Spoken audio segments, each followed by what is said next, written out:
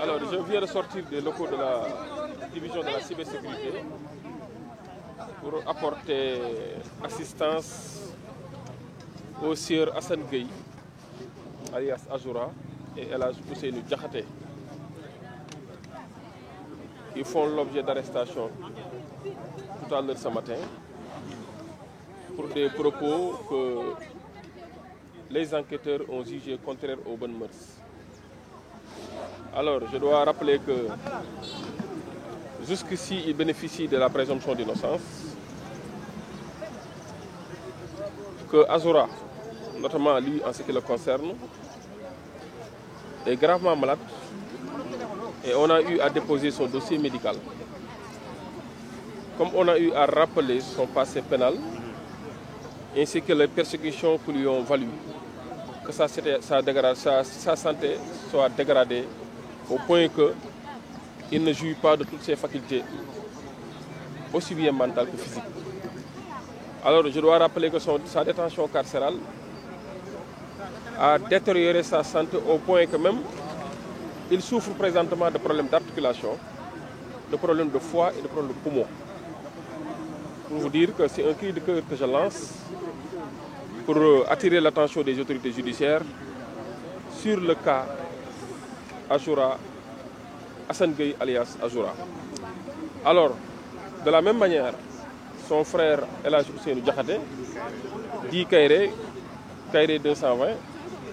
qui aussi a fait l'objet d'une arrestation, d'une interpellation tout à l'heure, au moment où Azoura était venu répondre à sa convocation. Quel est le motif de son arrestation? Lui aussi, on lui a sorti des vidéos, comme quoi que dans ces vidéos,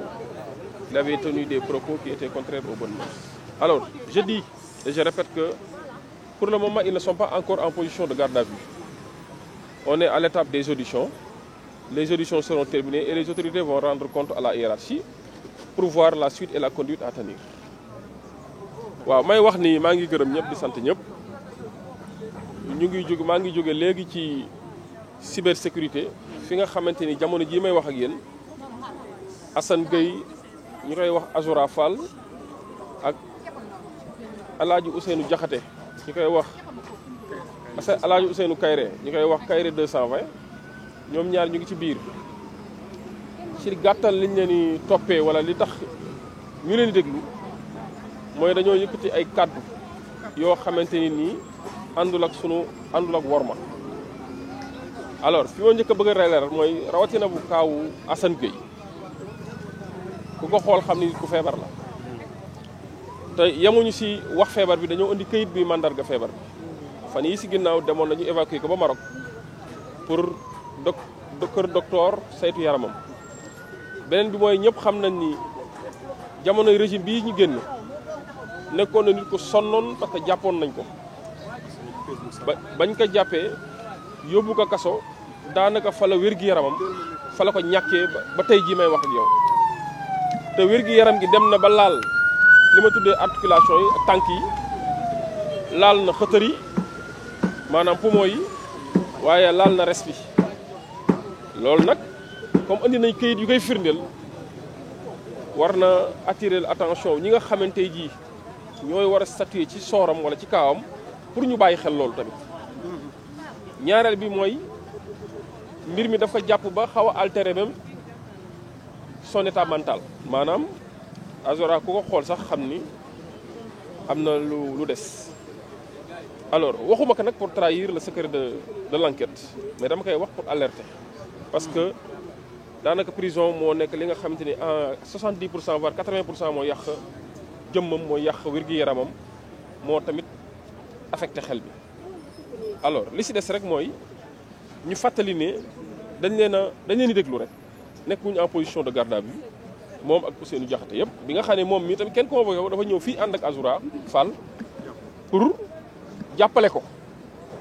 te dégg naa sax si kàddu ñu ni bokkoon na si ñi ko doon ñaax pour mu ñëw uyu si par respect aux institutions judiciaires. alors kon kii ñëw ba fii ànd ak moom yaakaar naa bu amoon lu muy reproché boppam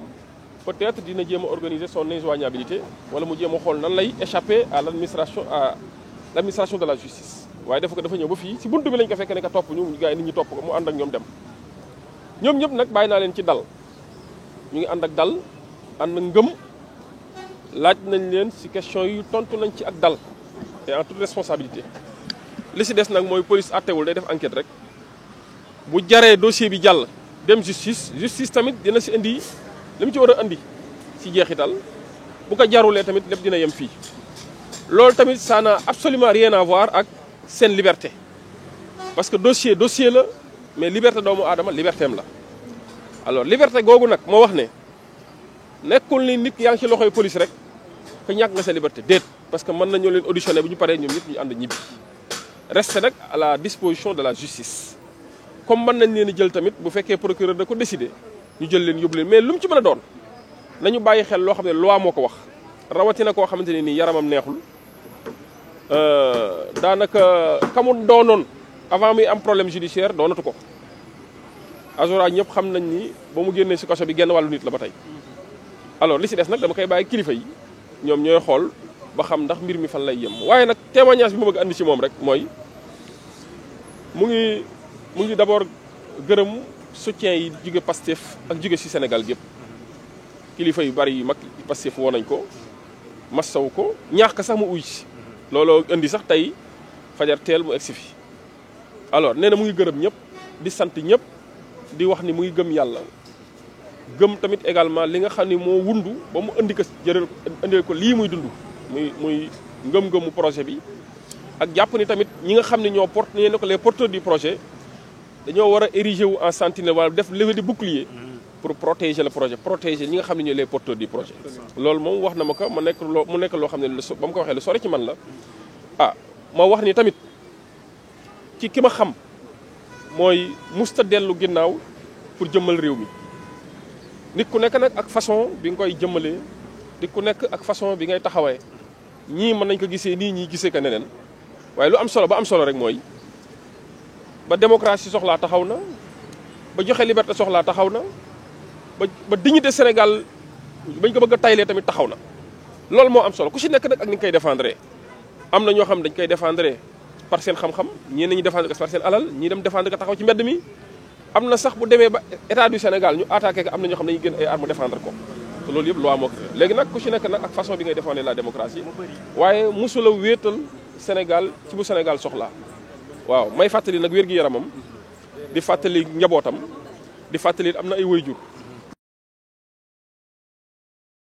xamante ni dafa compter ci moom lu mu sonn yaay jee tax compter na ci moom bu baax a baax pour mën a dund comme ni doom di dund di jàppale ay waajuram kooku moom tamit baax na ci ma fàttali ko di masaw tamit ay waajuram parce que xam naa li ñuy dund nii metti na di masaw ay seen i am di jàmm yi nga xamante ne ñoo àndoon en période de galère comme jamono ji tamit ñoo àndoon tamit ñoom ñëpp maa ngi leen di masaw di wax ne nag dañu wóolu justice voilà il faut qu'on fasse confiance à la justice. wóolu justice bu bëri ñu naan vidéo bu yàgg la. dem nañ sax ba ñu bëri di prévoir des plaintes contre ki nga xam ne moom moo génnee vidéo boobu noonu. waaw d'accord ndax loolu am na lu si yoon prévoir. waaw d'accord xam nga yoon dani mbir moom bu fekkee app biñ ko appal pour topp ko jeexul pour délit yi lu ci bari 3 ans la maanaam nit ki bu defee bu ñu jàppee dafa def loo xam ne yoon da koy tere procureur am na 2 at pour topp ko bu fekkee contravention yi des fois yenn yi 1 an la mais bu dee crime yi prescription bi 10 ans la alors li ñu seetlu rek mooy te mu wax ko waxuma li mu wax ci enquête bi mais li ñëpp xam mooy nee nañ lu am 9 mois la déjà vidéo bi ñu génn am na 9 mois léegi man sama interrogation sama question mooy kan moo ko génn am na tur bu ma jox nee na ku tudd Moussa Diop la xaw ma ban Moussa bu Diop la nag. Maître Moussa Diop waaw moom moo ni ma xaw ma kan la xaw ma ndax Maître Moussa Diop la xaw ma parce que man personnellement gisuma mais nee nañ ko tudd Moussa Diop moo ko def comme yoon day tere nga tenir propos yi yoon day tere tamit ki distribuer propos yi kon kooku tamit war nañ ko woo engagé ay responsabilités am ci mbir mi bu fekkee moo ko distribuer parce que tenir une parole est une chose mais distribuer cette parole à l'endroit du public pour atteindre des cibles beaucoup plus élargies en est une autre alors kon distribution bi tamit de propos contraires aux bonnes mœurs yaakaar naa kooku tamit war na ñëw ñu woo ko laaj kat dans yan conditions la amee loolu ak lan moo tax mu génn ñetteel ba mooy nit ki boo ko toppee ne dafa saaga wala toppee ko diffamation kaka topp tamit dafa war a ñëw ñu déglu ko ci porter plainte dafa war a ñëw ñu déglu ko wala bu ñu jàppee ni dafa am nit koo xam dafa jàpp ni moom la ñu visé dafa war a ñu déglu ko xaw ma Samba la xaw ma Demba la waaye dama ni Sénégalais fii bu fu gis ñu saaga ko ci vidéo wala mu ñu tenir ay propos ay maanaam ay kaddu yoo xam dafa jàpp ni moom dafa porter atteinte à son image ou à son honneur ou à son honorabilité kooku day ñëw doxantu ba fii ñu tuddee cybersécurité ñoo porter plainte kon keneen warta am privilège yu toog foo xam ne c'est des milliers de kilomètres du Sénégal ñu taxaw ñu koy defal enquête di ko defal PV te mu war a ñëw parce que ñun nag dafa am koo xam ne moo ñu jàngal ne tous les Sénégalais sont de simples citoyens kon simple citoyen nag moo war a tax boo gisee ni da nga am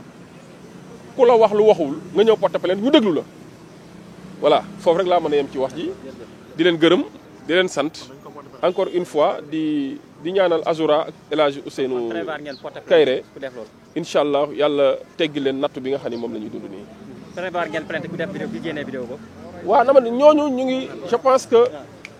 c'est une question de bon sens de logique et de bon sens. On n'a pas besoin de plainte pour ça parce que am na yoo xam le procureur de la République peut s'autosaisir. léegi comme mbir mi am na nag dañ koy bàyyi ak cëggalu guyam moom mu xool lu muy def ak mbir mi waaye rek damay fàttali ne nga wax mbir la mais ñu jël say wax tasaare ko tamit beneen mbir la maa ngi leen di gërëm.